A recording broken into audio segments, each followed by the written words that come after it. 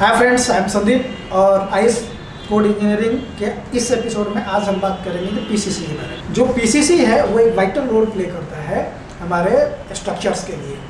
वो vital role क्या है, क्या पर्पस है पीसीसी का, ये जानेंगे आज के इस वीडियो में हम लोग। तो पीसीसी का 3 मुख्य कारण है as per the civil engineering aspects की अगर बात करें हम तो पहला रीजन है कि जो लेयर है, जो अर्थ लेयर है, उससे जो है फाउंडेशन को डिटैच किया जा सके। और दूसरा सबसे मोस्ट इम्पोर्टेंट रीजन ये है कि जो अर्थ सरफेस हम लोगों ने बनाया है, जो पिट हमने खुदा है, उसकी एक्सकेवेशन के बाद, उसकी खुदाई के बाद में अभी सरफेस जो सरफेस है वो अच्छी तरीके से फर्म्ड और लेबल्ड नहीं है। तो अच्छी लेबलिंग सरफेस देने के लिए, अच्छा लेबल्ड सरफेस देने के लिए हम लोगों को जरूरत पड़ता है पीसीसी का लेयर करने के लिए। तो 2 रीजन हो गया आपका। जो थर्ड मोस्ट इम्पोर्टेंट रीजन है, ये इंजीनियरिंग एस्पेक्ट्स है और बहुत ही अच्छा इंजीनियरिंग एस्पेक्ट्स है, जिसमें हम लोगों को थोड़ी कंक्रीट की भी समझ इसमें डेवलप होगी। जब हम कंक्रीट ले करते हैं जो पीसीसी लेवल का, तो उसका ग्रेड जो होता है लोअर ग्रेड होता है और उसमें सीमेंट जो कंटेंट होता है या फिर जो पेस्ट वॉल्यूम होता है बहुत ही कम होता है। इसके वजह से उसके अंदर में वाइड्स होते हैं। तो अगर हम वैसे फाउंडेशन को अगर हम डालते हैं अर्थ के ऊपर में, तो क्या होगा कि जो M25 M30 M45 ग्रेड का जो कंक्रीट होता है, फाउंडेशन यूज होता है, उसको अगर डायरेक्ट सॉइल के ऊपर में डाले तो वो उसके जो सॉइल होता है, उस सॉइल से जो भी डिलीटेरियस मटेरियल है, जो माइक्रो एलिमेंट्स हैं, वो माइक्रो एलिमेंट्स फाउंडेशन के अंदर में डायरेक्टली चला जाता है। तो उसको रोकने के लिए हम लोग एक बीच में पीसीसी का लेयर डाल देते हैं कि जो कैपिलरी एक्शन के थ्रू जो सॉइल में है, जो वहाँ पे जो इन्वायरमेंट की जो उसके आसपास में जो आर्द्रता है, नमी है, या फिर जो वहाँ पे जो हर जगह का सॉइल अलग होता है, उसमें जो एलिमेंट हाई है, किसी कहीं पे फेरस ज़्यादा मात्रा मिल जाता है, कहीं पे मैग्नीशियम ज़्यादा मात्रा में मिल जाएगा, कहीं पे क्लोरीन ज़्यादा मात्रा में मिल जाएगा। तो वो अगर फाउंडेशन कंक्रीट के साथ में अगर डायरेक्ट मीट करेगा, डायरेक्ट अगर उसके ऊपर में अगर रिएक्शन करेगा, तो वो बहुत जल्द ही कंक्रीट को भी खराब कर सकता है और उसके अंदर में जो हम रेनफोर्समेंट डालते हैं उसको भी खराब कर सकता है। तो इसलिए रेनफोर्समेंट को सेव करने के लिए, फाउंडेशन को सेव करने के लिए क्या होता है कि हम लोग जो है कि पीसीसी का एक लेयर डाल देते हैं। तो 3 मेन रीजन आपने जान लिया कि पीसीसी हम क्यों डालते हैं। अब जानेंगे कि पीसीसी होता क्या है। तो पीसीसी जो है वो प्लेन सीमेंट कंक्रीट है ये, और इसका जो है कि ग्रेड दिया हुआ है कि इस ग्रेड तक जो भी कंक्रीट हम डेवलप करते हैं तो वो ग्रेड में ही डेवलप होता है।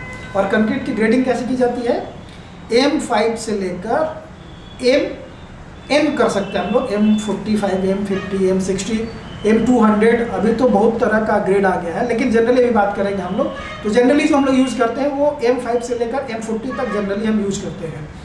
तो अब हम इसमें ये देखेंगे कि ग्रेड में जो ग्रेड बता रहा है उसमें M क्या है और 5 क्या है, 10 क्या है, 7.5 क्या है, 20 क्या है, 25 क्या है, 30 क्या है, इस चीज़ को अभी हम लोग समझेंगे। तो M जो है, M stand for the mix.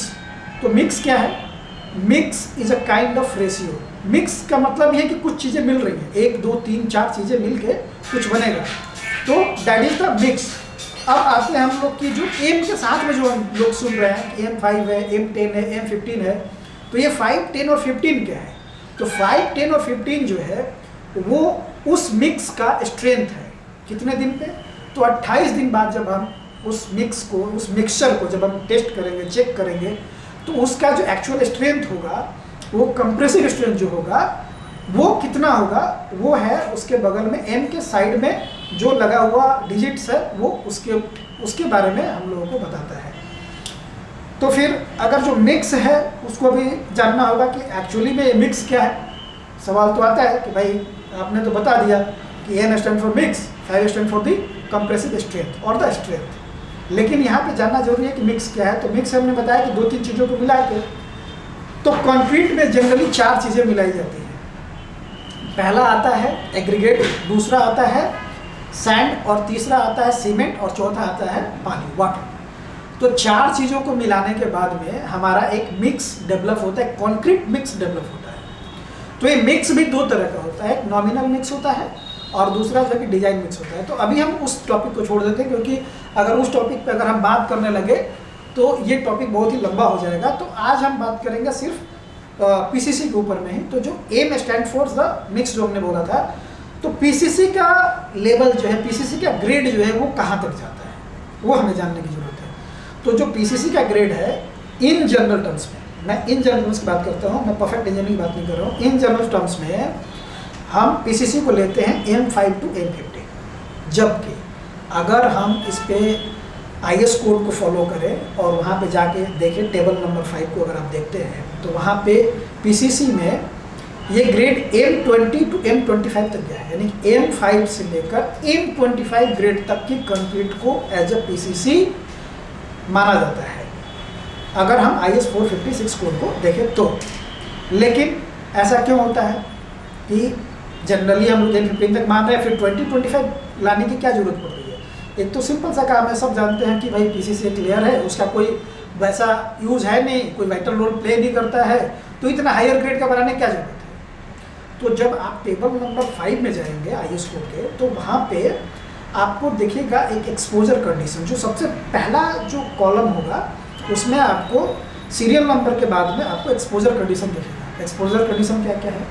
Mild exposure condition है, मॉडरेट एक्सपोजर कंडीशन है, सीवियर एक्सपोजर कंडीशन है, वेरी सीवियर एक्सपोजर कंडीशन है एंड एक्सट्रीम एक्सपोजर कंडीशन है। तो सवाल होता है कि ये 5 कैसे एक्सपोजर कंडीशन है और एक एक्सपोजर कंडीशन होते क्या है? सबसे पहले तो यही जानना है। पहले तो ये 5 क्या है, एक्सट्रीम, वेरी एक्सट्रीम, ये सब तो बाद में देखें, सीवियर, वेरी सीवियर, एक्सट्रीम क्या है ये तो बाद में देखेंगे हम। लेकिन सबसे पहले तो हम लोग को जानना ये जरूरी है कि एक्सपोजर कंडीशन होता क्या है। तो एक्सपोजर कंडीशन जो होता है किसी भी जगह का इन्वायरमेंट और वहाँ का सॉइल की प्रॉपर्टी और जो इन्वायरमेंट का जो कंडीशन है वही होता है एक्सपोजर कंडीशन। तो अगर हम इन्वायरमेंट की बात करें तो दुबई जो है वो मतलब कि वहाँ पे काफ़ी गर्मी रहती है और जो अलास्का है वहाँ पे काफ़ी ठंड रहता है, या फिर यूरोपियन कंट्रीज़ को ले लें तो वहाँ पे काफ़ी ठंड रहता है। तो क्या अगर सेम रेशियो, जो मिक्स रेशियो जो दिया हुआ है, उस रेशियो को अगर हम दुबई में फॉलो करें और अलास्का या फिर यूरोपियन कंट्रीज़ में फॉलो करें तो क्या सेम रिजल्ट दे सकता है? नहीं, बिल्कुल नहीं। ये दोनों जगह पे स्ट्रक्चर फेल हो सकता है। तो इसलिए जो IS कोड जब बना, इंडियन स्टैंडर्ड कोड्स को जब बनाया गया, तो इसमें एक्सपोजर कंडीशंस को ध्यान रखा गया कि भाई अगर इस तरह का हाई टेम्परेचर या फिर लो टेम्परेचर वाली जगह पे जाएंगे तो फिर उस टाइम पे हमें जो प्रॉपर्टी है कंक्रीट की उसको स्ट्रेंथन करनी होगी, मजबूत करना होगा। तो उस तरह के एक्सपोजर कंडीशन के लिए उन लोगों ने मिक्स रेशियो के साथ में एक चीज़ और ऐड की, maximum water cement ratio. Water cement ratio क्या होना चाहिए उसको डिटरमाइन किया और जिससे कि और मिनिमम सीमेंट कंटेंट को ऐड किया। 2 चीज़ें, मिनिमम सीमेंट कंटेंट कितना होना चाहिए उस पार्टिकुलर ग्रेड के लिए, जैसे M5, M7.5, M10, M20, M25, इसके लिए इस एक्सपोजर कंडीशन में मिनिमम सीमेंट कंटेंट और मैक्सिमम वाटर सीमेंट रेशियो क्या होना चाहिए। वाटर सीमेंट रेशियो आपको बता देता हूँ। मिनिमम सीमेंट कंटेंट तो आपको समझ आ रहा होगा कि इस कंक्रीट रेशियो में भाई कम से कम इतना तो सीमेंट पड़ना ही चाहिए। लेकिन मैक्सिमम वाटर सीमेंट रेशियो क्या है? तो मैक्सिमम वाटर सीमेंट रेशियो में वाटर और सीमेंट का रेशियो देखा जाता है कि अगर मैंने 200 kg सीमेंट डाला है, फॉर एग्जांपल लेते हैं कि मैंने 100 kg सीमेंट डाला, तो भाई पानी इसमें कितना मिलाना होगा, ये भी क्लैरिटी होनी चाहिए, तभी तो मिक्स अच्छे से बनेगा, तभी तो मिक्स का अच्छा आउटपुट आएगा। तो maximum water cement ratio mild condition के लिए रखा गया 60%, यानी 60%। मॉडरेट में भी इसी चीज़ को फॉलो किया गया।